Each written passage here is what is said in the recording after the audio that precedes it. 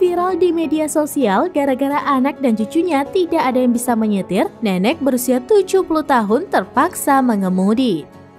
Sementara sang nenek menyetir, sang cucu justru duduk manis di kursi penumpang. Sejumlah netizen pun menyindir cucu dari nenek tersebut dengan sebutan malas. Beberapa di antaranya juga begitu salut dengan kekuatan sang nenek yang masih sehat bugar bisa membawa mobil. Momen nenek menyetir mobil ini pun viral di media sosial.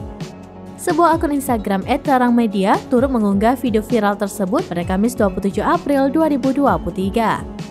Nampak dalam video viral seorang wanita tua menggunakan hijab menyetir kendaraan.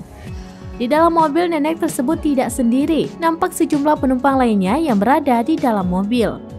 Ada seorang ibu-ibu, remaja perempuan, hingga laki-laki. Arah kamera sesekali menyorot si nenek yang begitu lihai saat berkendara.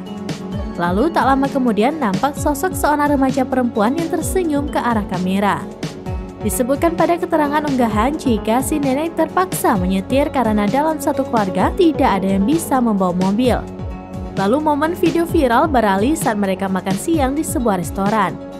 Hal ini lantas menuai perhatian netizen. Ada yang tak percaya jika usia sang nenek 70 tahun, pasalnya masih terlihat muda.